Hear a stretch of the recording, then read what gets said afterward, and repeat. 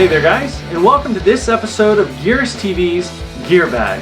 Today on Gear Bag is the Gearist guide to running your first marathon. Rather than just showing you guys a bunch of gear, which for a marathon, let's face it, isn't really that much, what we're going to do is we're going to walk you through the steps that you need to pick your first marathon, find out where it is, what training plan you're going to have, and how you're going to get there. And ultimately, yes, we will show you some gear as well. The first thing that we think you need to do when you're selecting your first marathon is pick the race properly.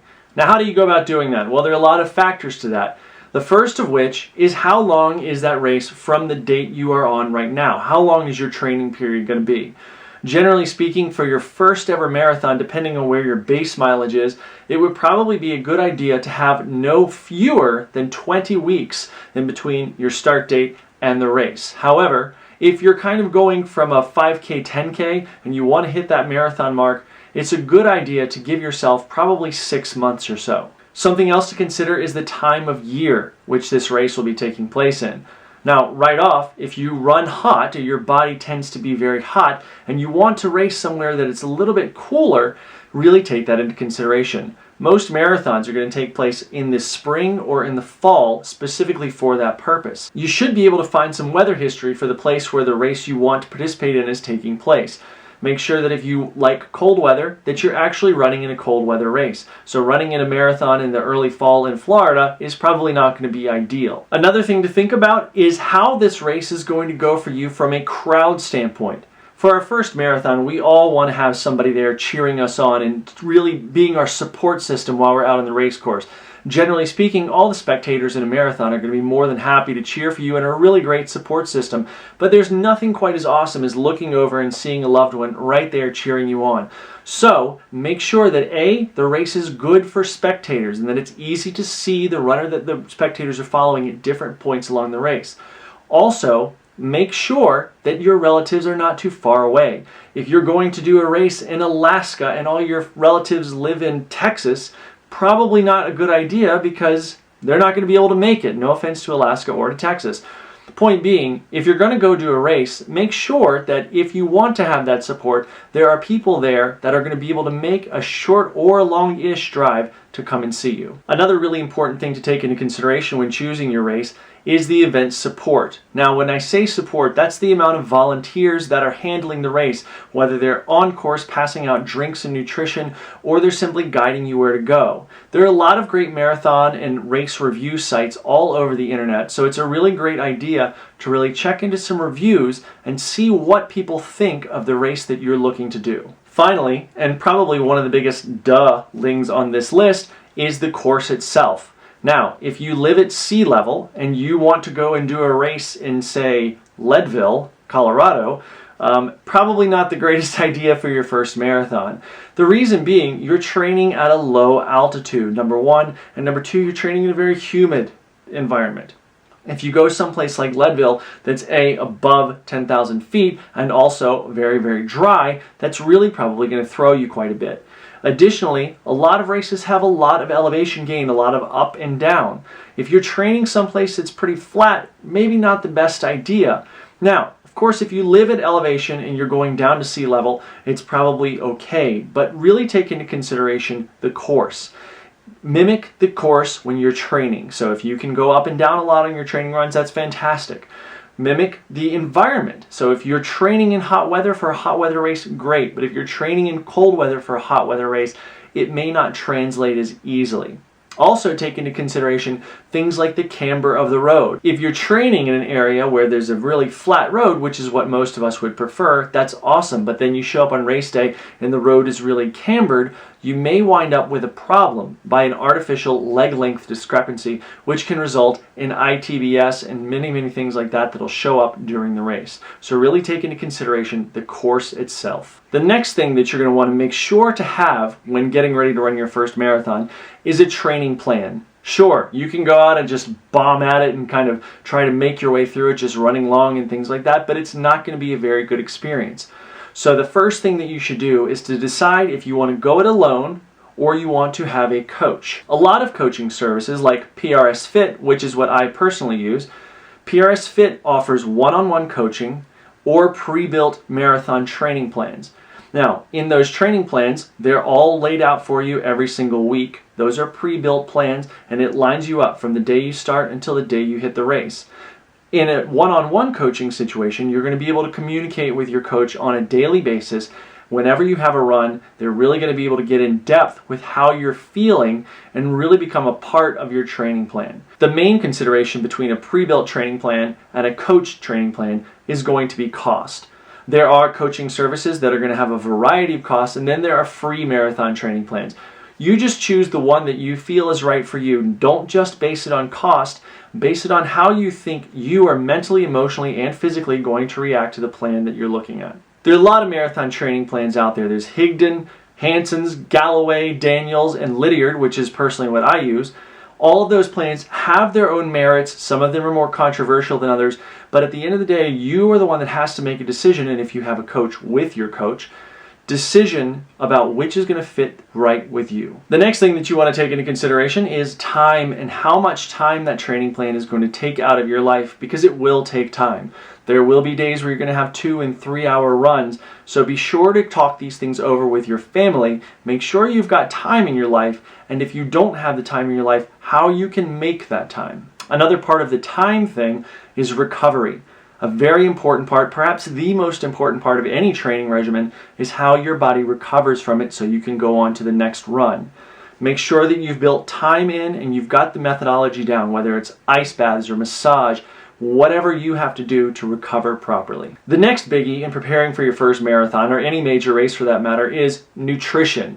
This is often the most overlooked one because after all, we eat all the time. But when you get there on race day, you want to make sure that you don't hit 20 miles and have your stomach fall apart on you.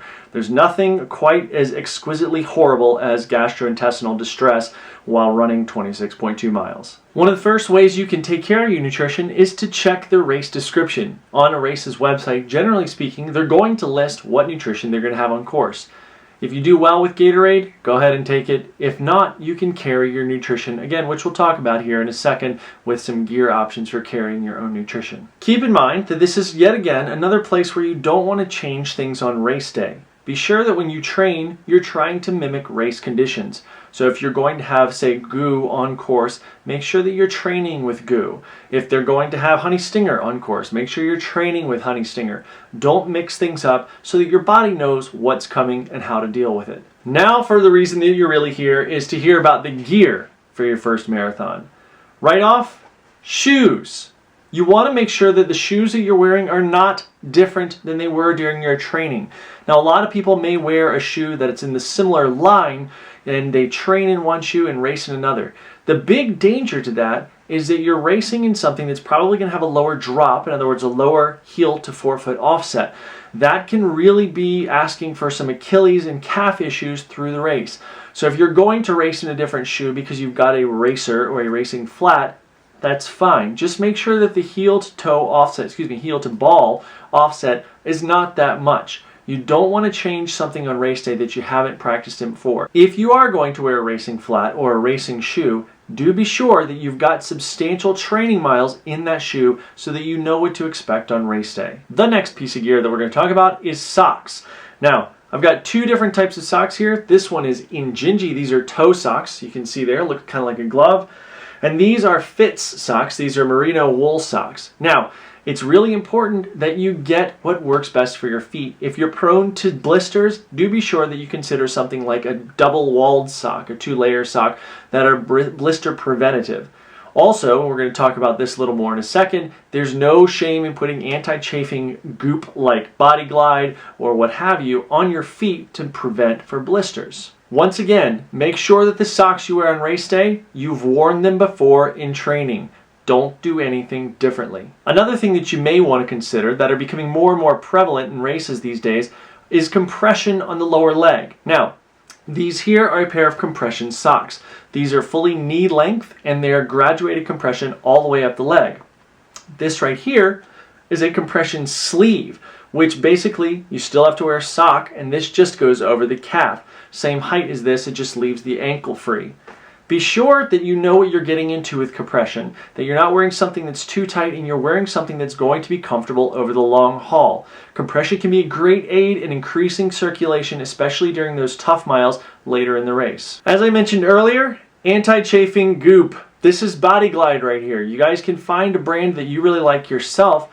This is kind of the old standby in most running stores, and even expos at events are going to carry this. What's important is to find the places where you're going to have chafing and put this there liberally. Now, you're probably going to figure that out the hard way from here and there in your training, but on race day, I would say that with the exception of the bottoms of your feet, you can go ahead and go nuts with this stuff. Put it on the bottom of your feet. Make sure you know how much is going to be there, what's comfortable for you, because it can feel a little slidey from time to time. Really make sure that you've got this in all the places that you're going to chafe. Under the arms is a really important spot that a lot of people forget, okay? Inner thighs, definitely make sure that this is everywhere that you're going to have discomfort potentially. The next piece of gear you want to have is a watch. Now, if you've been training with a coach and you've been using anything that's similar to Lydiard, which is heart rate based training, you're basically going to have something like this going on. Additionally, you're probably going to have a heart rate monitor strap that goes with it, usually right under the breastbone. Now, make sure that this is on, it's charged, it's ready to go. A lot of people will have it all ready, but it won't be fully charged for the race. Also, make sure that if this thing is going to bother you by being on your wrist a lot, that you've got that taken care of. Chances are you will have been wearing it during training, so it's not going to be a huge deal. Another thing to remember with your watch or training computer is to make sure that the screen that you're looking at is showing you the information you want to see. If you're strictly basing yourself off of heart rate, don't have this set to show you the minutes per mile that you're running.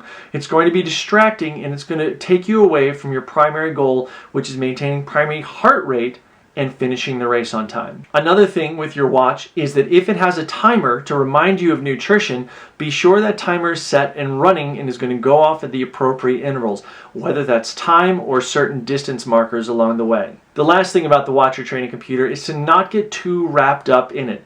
This is your first marathon. The last thing you want to do is be looking at your watch every 2 seconds. So really enjoy the ride and don't forget to take your head out of the computer for a couple minutes. Now before we get to the shorts and the shirt, let's talk a little bit more about chafing. Such a great topic.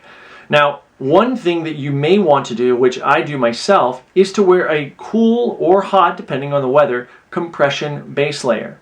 What that's going to do is going to add a slick layer, essentially a second skin, that is going to prevent a lot of that chafing. If you've got compression shorts, or at least a tight short, almost like a boxer brief or something like that, that can go under your shorts but still remain cool or warm, again depending on the race temperature, that's a great way to go. Additionally, you can wear something over the top, preferably sleeveless. A lot of companies make a nice compression layer that's going to be either under the top or under the shorts, that's going to be like that second skin and keep you from chafing too much. Now let's talk about the shorts. They are called running shorts because they are meant to be short. Please don't wear basketball shorts on race day. Now, it's fine if that's your style or that's your thing or what have you, but the reason you don't necessarily want to do that is because they're going to get heavy, they're going to be distracting, and they're essentially going to add weight to your body, which when you're moving your body through 26.2 miles, adding an additional ½ pound, 8 ounces in weight, which basketball shorts probably weigh over running shorts like these, adding that extra ½ pound really adds up to a lot of additional weight. So get yourself a great pair of running shorts or a few pairs of running shorts. Make sure you've trained in them. Make sure they're comfortable for you, even if they're a little more short than you're used to. If you're running a particularly cold weather race, tights are definitely in order. Make sure that this is something you've trained in. Make sure that you're not only looking at the starting time temperature, but the temperature at its peak during that day. If you're running and you start off comfortable in tights, chances are you're going to be very hot by the time the temperature actually peaks.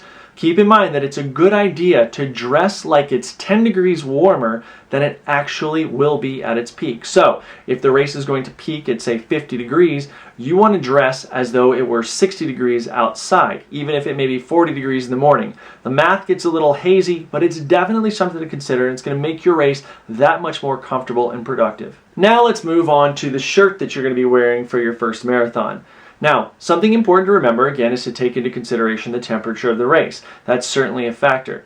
Something else is to not wear cotton. No offense to cotton, but in general, it tends to weigh itself down and is horrible for chafing.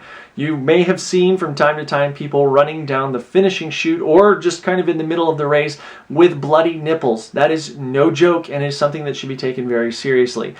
If you wear a synthetic fabric, it's much less likely to happen. But again, that's where that compression layer under the top or anti-chafing products are going to come into play. Make sure the top you wear is something you've worn in training. It's going to be something that's lightweight, again, a synthetic material that's going to wick away moisture very well. It's not going to retain that water, therefore making it heavier. While we're talking about clothes, let's address some of the concerns that can happen before a race actually takes place. One of the biggest things is that it's going to be pretty cold when you're waiting around for that race to start. So really consider taking a pair of old sweatpants or an old long sleeve t-shirt to really keep you warm while you're waiting around for that race. Be sure that you're okay with throwing these clothes away because you're probably not going to see them again once you take them off. A lot of times what races will do, the New York City Marathon does this for instance, is they take those clothes that have been thrown away, they sweep them up into these great big piles, wash them, and give them to the homeless community in the area where they are. This is something to consider. A lot of times race organizations at the expos will sell t-shirts or something like that that are fine to be thrown away and are nice and affordable. Also to consider a nice pair of throwaway gloves which can be thrown away kind of mid-race, and also a hat. Earlier, I mentioned carrying your own nutrition with you if the nutrition on the race course provided by the race organizers doesn't work for you. In that case, you need to get yourself something like a fuel belt. This is a product by Nathan Sports, but fuel belt is by far the most well known. In this case, there are two bottles right here. You put whatever you need in these bottles. They're really easy to drink from. Go in these little holster guys here.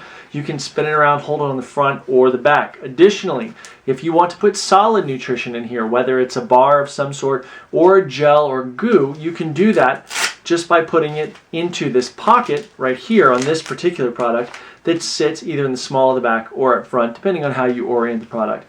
There are a number of things like this that you can wear. Find what works best for you, what's most comfortable for you, and make sure you wear it during training so you're ready for it on race day. Now this isn't necessarily something for everyone, but if you're a heavy sweater at all, like I am, it's something to consider. I like to wear a hat. If I'm running a cold weather race, a marathon, I'm going to wear something like this, a beanie that I can easily take off, shove in my waistband, and it's fine if I don't want to lose it. If not, if I'm running a hot weather race, you're going to want to wear a hat or a visor, depending on what your preferences are. Keep in mind that not only will this keep sun out of your face, but it will also keep that sweat that's probably going to be coming off of you from pouring into your eyes and make you much more comfortable. Another piece of equipment that you're going to want to have are some good sunglasses. In addition to that hat, these are going to make you that much more comfortable and keep your eyes from getting tired. The last thing you want to worry about while you're running this marathon or ultra or what have you is really going like this the whole time and becoming uncomfortable. If glasses themselves make you uncomfortable, that's fine. You don't necessarily need them. It's definitely a preferential thing. When it comes right down to it, running your first marathon can be made up of all the small puzzle pieces that we've mentioned here today. Whether it's nutrition, what to wear, what the weather's like, what the race course is like, all these things are contributing factors that you should take into consideration. However, once you're committed to a race, the only thing that's going to get you from that starting line to that finish line is proper training and recovery. So make sure that when you're training, you're focusing on doing that training properly. Be honest with yourself, and if you have to go out, let's say, for a long 2-hour workout, don't make excuses to cut that workout short. Also, if you're training based on heart rate and you need to be in a low heart rate and doing an easy 2-hour run, but there's some guy or girl in front of you that's going a little faster and you get this in your head, I can beat that person, so I'm going to beat them. Don't. It's okay. Stay where you should be in the exertion level where you should be. There's no reason to go burning extra matches or using excess energy during your training if you're only going to pay for that in the long run. As I mentioned, throughout this journey, one of the most important parts is going to be recovery. So make sure that you know what you're doing. If that's an ice bath, if that's a massage, if that's a foam roller, whatever it is, make sure that you've got a recovery routine and that you're fueling through your recovery. Whether it's a recovery drink from a company like GOO or Pacific Health, make sure you know what you're doing in terms of getting your body back to its optimum performance level so that your next workout is going to be that much better. Remember that although the race day is definitely the goal in all this, you're going to put in way more miles in training than you ever will in a race. So make your training count. Now, we're not going to get into how you run your marathon necessarily because that's between you and your coach. But if you have any questions about what happens during the race and you'd like to ask those questions, please leave them in the comments section below. We'd be more than happy to answer, and we can also definitely reach out to our other friends across the running and endurance sports community to help you guys out. Thanks so much for watching this episode of Gear Bag from Gearist TV. Again, if you've got any questions, definitely ask them in the comments section below, and we'll talk to you next time. As always, thank you guys so much for watching this episode of Gearist TV. Please click on over to find us at Facebook, Twitter, and Instagram. And while you're here, please click on that beautiful blue subscribe button. Thanks so much for watching, and we'll see you next time.